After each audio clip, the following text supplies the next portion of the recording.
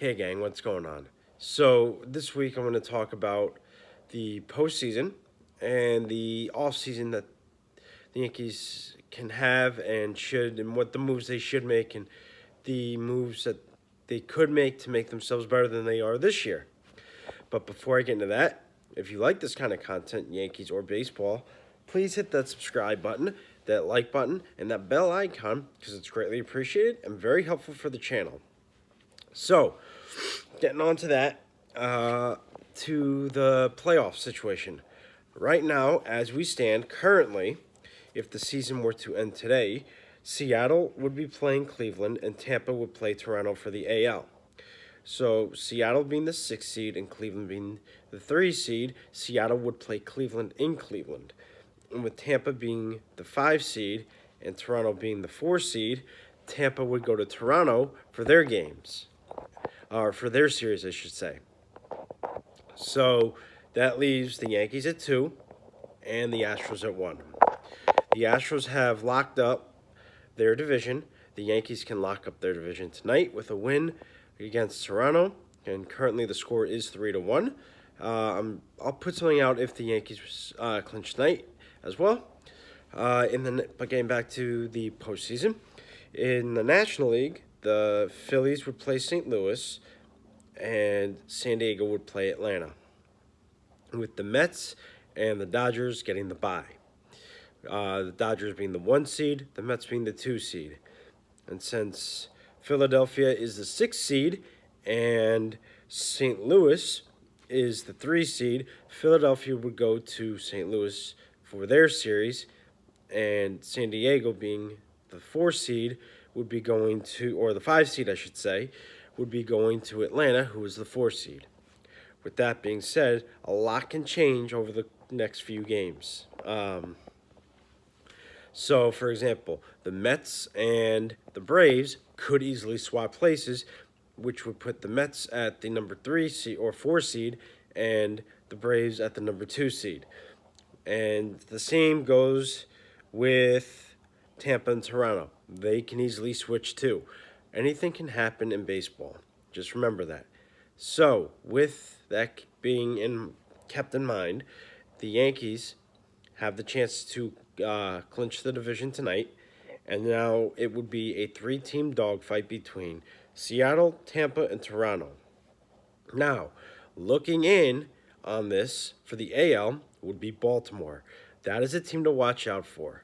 The Orioles have gotten red hot in about August or so, and they've kept that going. Baltimore will be fun to watch in the postseason, especially with Seattle and Toronto being 2 of the wild cards.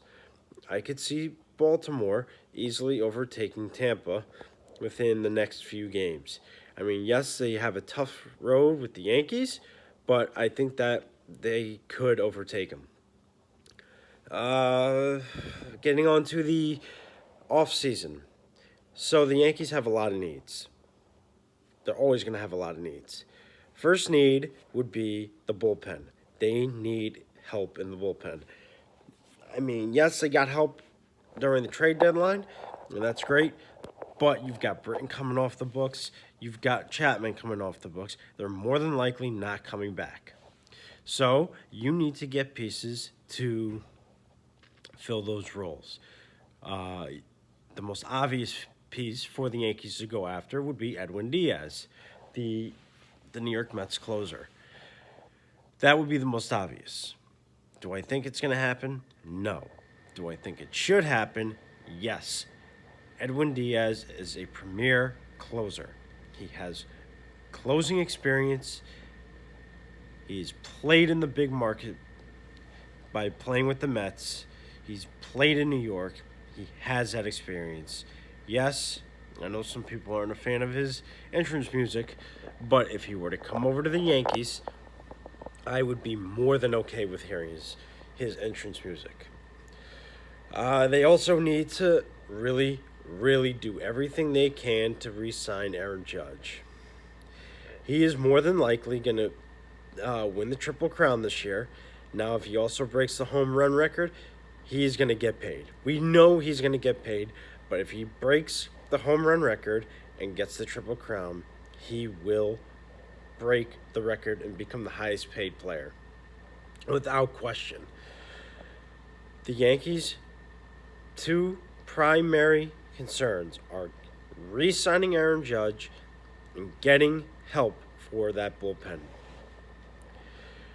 Some moves that they could do, and I also think should do, is get another starter. They need to move Hicks and they need to move Donaldson. There are rumblings that Cashman wants to move both. That would be the wise decision. If you can get Pablo Lopez, the Miami Marlins starter, that would be great. If you can move either Hicks or Donaldson and Torres and a prospect or two for Pablo Lopez, I would be okay with that. You may have to give up more, but that's okay. As long as you get another starter. And Pablo Lopez would fit that need. Because then you've got Garrett Cole, Frankie Montas, Pablo Lopez, and then Nestor Cortez, and then Domingo Germán. Now, you can also put Severino there, but I think you should be easy on that and let him kind of recover from his injury and get healthy. So you could start him out in the bullpen. The Yankees also should try to look into re-signing Andrew Benintendi. I know he has a wrist injury, but that doesn't mean he cannot come back healthy. Now, I know Jacoby Ellsbury was a disaster, and his contract was god-awful. But that does not mean that if Andrew Benintendi rests up, gets healed up, that he won't come back healthy. Let me know what you guys think in the comments section below. I'd love to get into this with you. Until next time, over and out.